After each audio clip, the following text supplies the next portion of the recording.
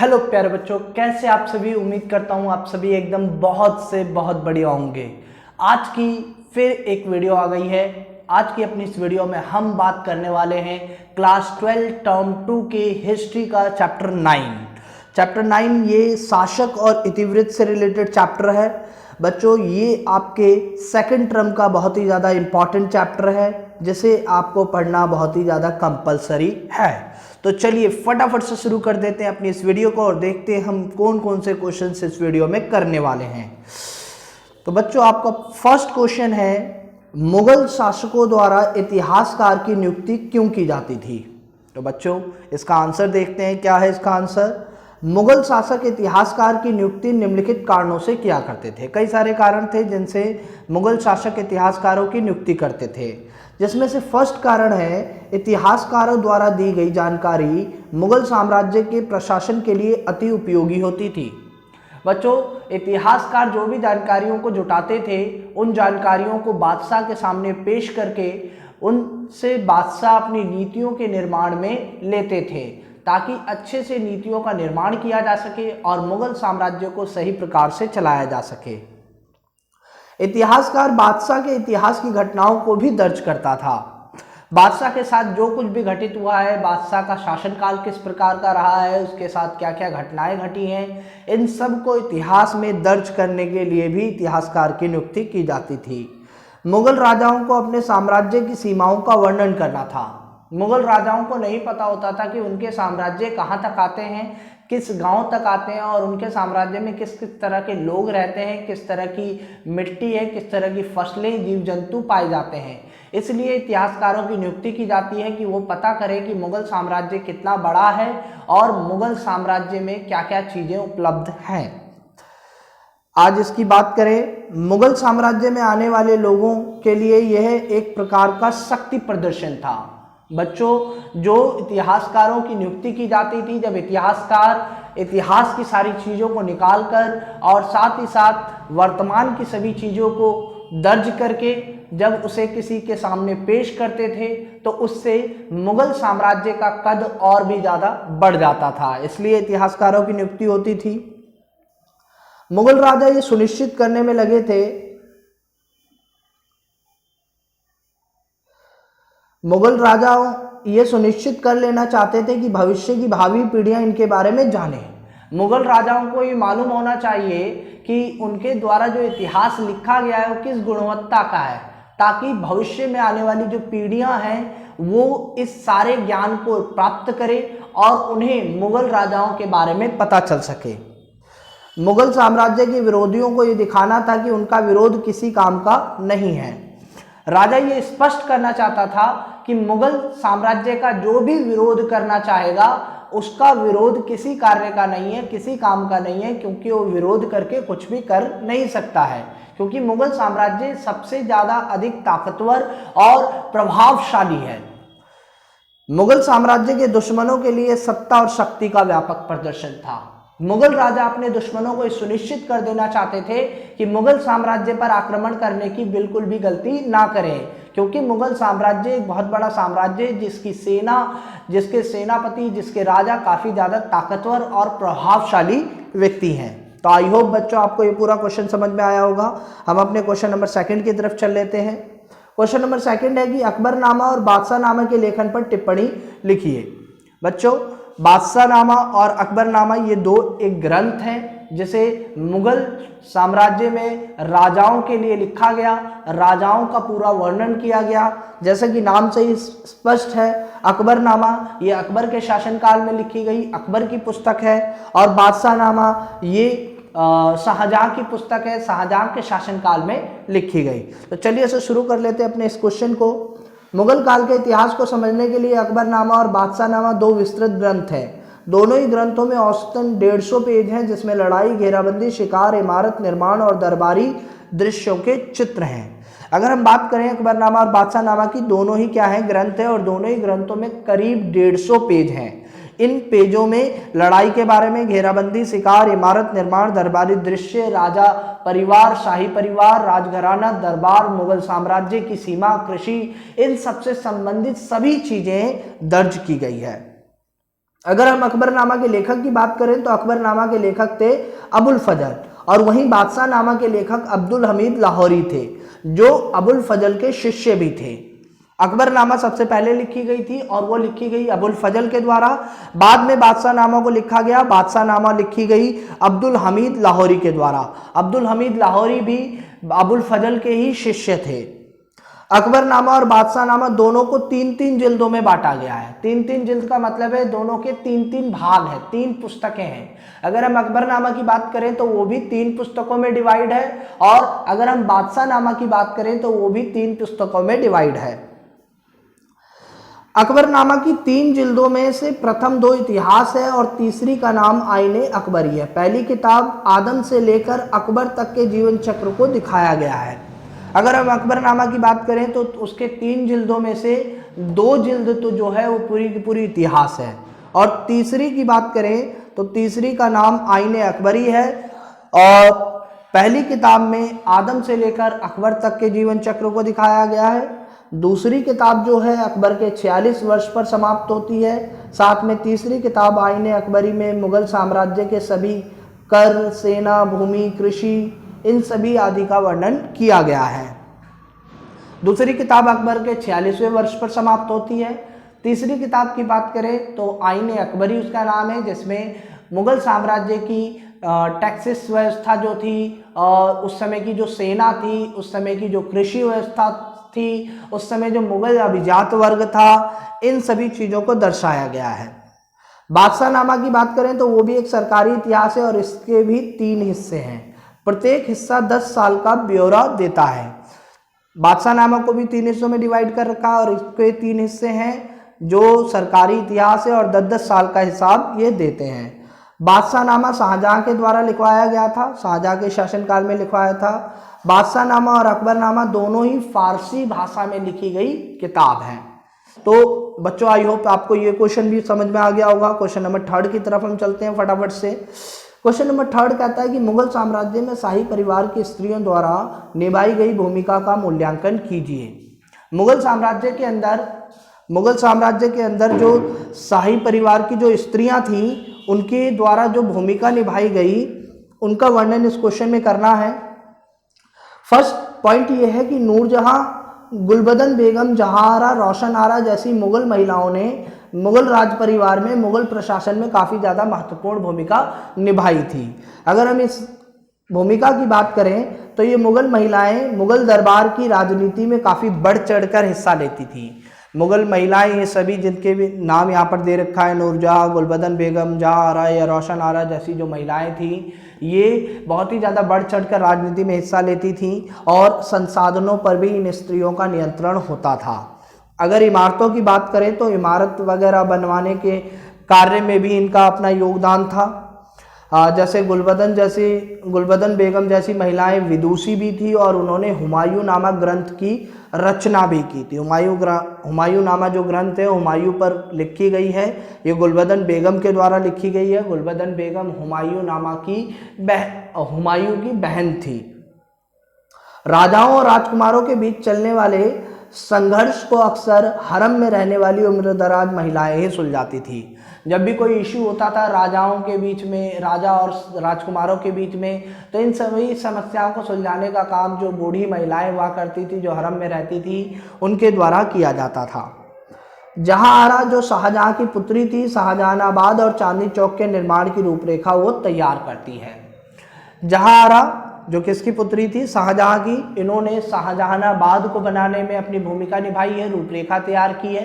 साथ में जो शाहजहानाबाद लाल किले के सामने जो चांदनी चौक है, इसका निर्माण करवाने में भी जहांआरा की मुख्य भूमिका रही है।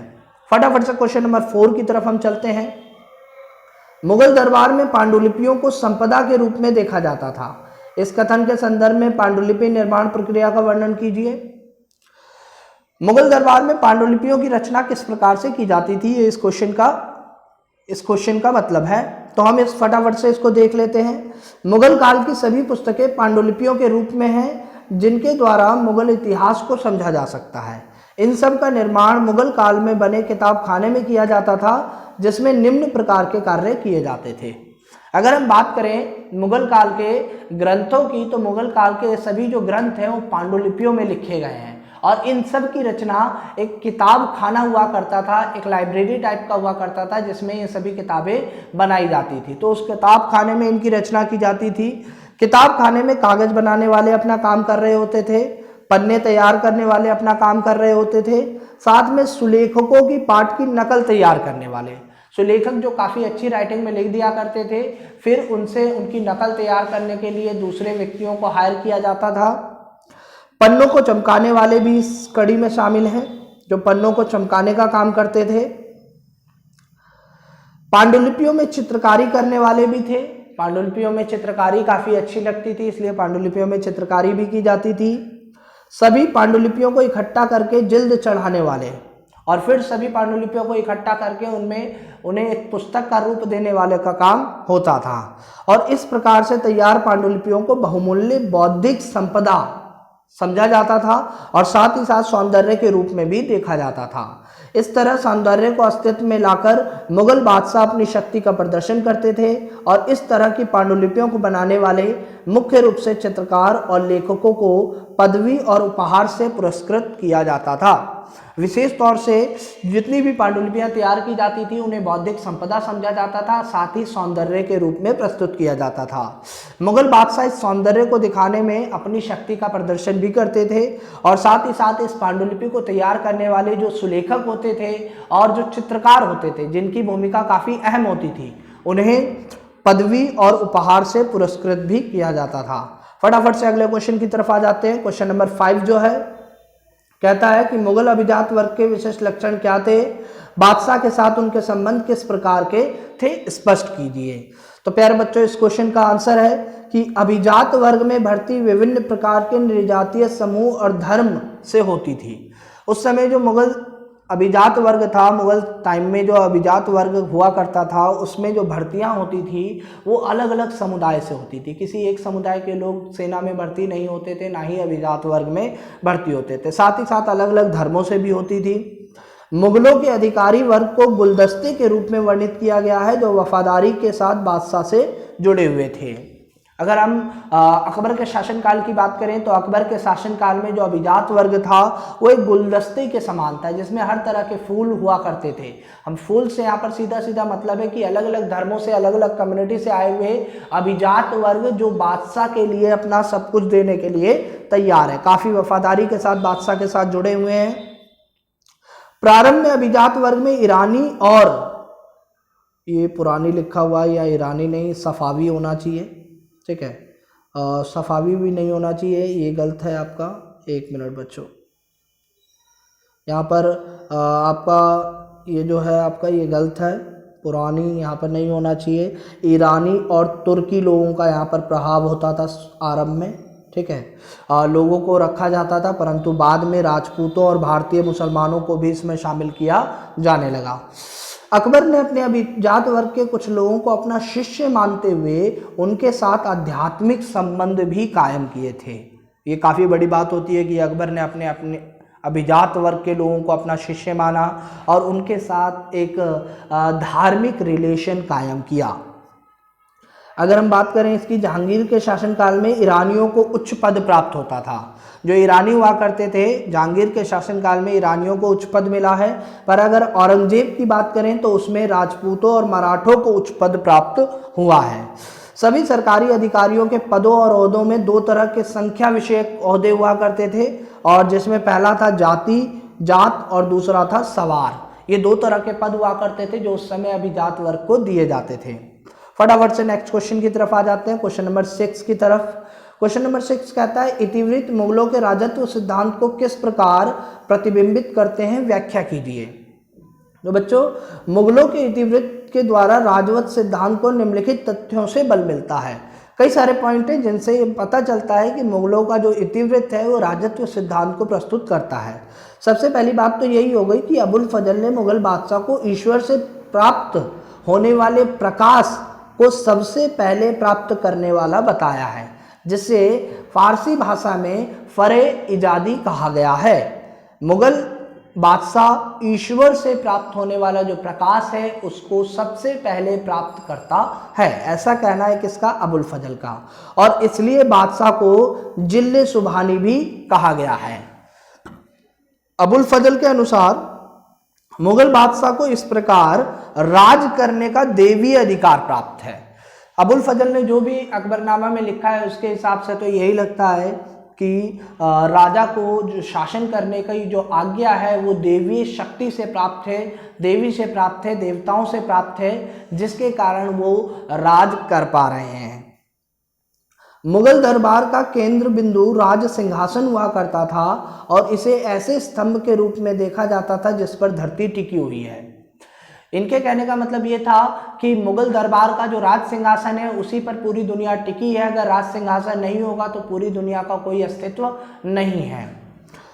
छतरी सदा से भारत में राजतंत्र का प्रतीक रही है और इसे शासक की कांति को सूर्य की कांति से अलग रखने वाला बताया गया है। छतरी जो है हमेशा से भारत में राजतंत्र, आपने देखा होगा राजा महाराजाओं के जब भी चलते हैं तो उनको उसके एक सेवक रहता है जो उसके ऊपर छतरी लगाए रखता है ताकि वो सूर्य के प्रकाश से दूर रहे, सूर्य की रोशनी, सूर्य की धूप या जो भी कहें हम उन तक ना पहुँचे। इस तरह की व्यवस्था थी। अकबर के द्वारा स्थापित की गई सुलह कुल की नीति जिसके अनुसार भारत में सभी धर्म शांति और मेल मिलाप से रहेंगे। अकबर ने सुलह कुल की नीति स्थापित की थी जिसके अनुसार सभी के सभी धर्म जो है भारत में आसानी से शांति से रहेंगे, किसी प्रकार का दंगा फसाद या धार्मिक विवाद नहीं होना चाहिए। इसे सुलह कुल की नीति कही गई। क्वेश्चन नंबर 7 की तरफ हम आ गए हैं। सुलह कुल की नीति क्या है, बहुत ही डिटेल में पढ़ेंगे सुलह कुल को। क्या ये मुगल काल की जरूरत थी और इस पर अपने विचार व्यक्त कीजिए। तो बच्चों शुरू करते हैं इस क्वेश्चन को और इसका आंसर है कि मुगल साम्राज्य में अनेक धर्म के लोग निवास करते थे, जैसे हिंदू, बौद्ध, जैन, जरतुस्त, मुस्लिम, साथ में विभिन्न प्रकार की जाति एवं भाषाएं बोलने वाले लोग भी निवास करते थे। इसके हिसाब से कि मुगल काल जो है वो अनेक धर्मों का देश था, अनेक धर्मों का साम्राज्य था, अलग अलग भाषा बोलने वाले लोग रहते थे, अलग अलग जाति वाले लोग रहते थे और बादशाह इन सभी धर्मों और भाषाओं से ऊपर था जिसका सम्मान सभी प्रकार के लोग किया करते थे। बादशाह को तो सब पूजा करते थे। बादशाह के द्वारा ही इन सभी धर्मों के बीच मध्यस्थता, न्याय आदि करने का कार्य किया जाता था ताकि साम्राज्य के भीतर शांति और न्याय बनी रहे। बादशाह चाहता था कि ये सभी धर्म जो है आपस में मिलजुल कर रहे और इनके बीच में मध्यस्थता स्थापित की जाए, साथ में न्याय करने का काम मेरा हो, सभी के बीच में शांति बनी रहे और सबके साथ पूरा न्याय हो। बादशाह की इसी नीति को सुलह कुल की नीति कहा जाता है। सुलह कुल की नीति अकबर के शासनकाल में लागू की गई थी जो मुगल साम्राज्य के लिए बहुत ज़्यादा जरूरी थी और जिसने मुगल सम्राट को एक महानतम सम्राट भी बना दिया था। इसी नीति के कारण और इस जैसी कई और सारी नीतियों के कारण मुगल साम्राज्य का सबसे महान सम्राट बना अकबर। तो अकबर के शासनकाल में सुलह नीति को लागू किया गया था। सुलह कुल का मतलब था पूर्ण शांति और सभी धर्मों के बीच में मेल मिलाप। सभी धर्म शांति से रहेंगे, पूर्ण शांति से रहेंगे, सभी धर्मों के बीच में मेल मिलाप रहेगा।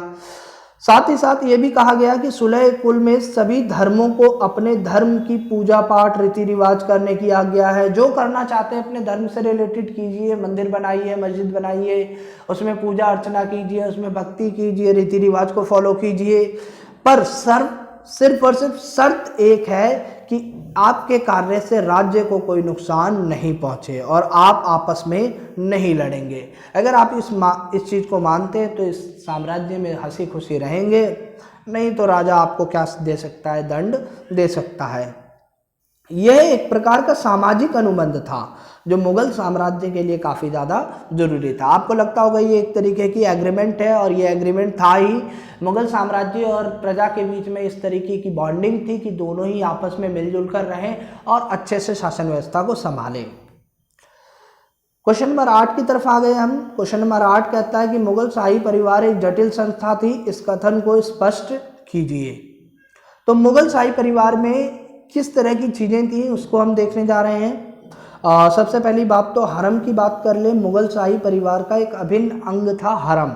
बच्चों ये हरम है, हरम कहा जाता था उस क्षेत्र को, उस जगह को जहाँ पर मुगल शाही परिवार की महिलाएं निवास करती थी। और इसमें हरम में शाही परिवार में रहने वाली सभी स्त्रियां रहा करती थी। साथ ही साथ ये कहा गया कि इसमें बादशाह की पत्नियां, उपपत्नियां, उनके नज़दीकी रिश्तेदार, दूर के रिश्तेदार, सौतेली माताएं, उपमाताएं, चाची, बुआ, बहन, मौसी, बहू, बच्चे आदि ये सभी रहा करते थे मुगल शासन के शाही परिवार के हरम में। मुगल साम्राज्य में अन्य शाही परिवारों के साथ भी वैवाहिक संबंध स्थापित किए जाते थे।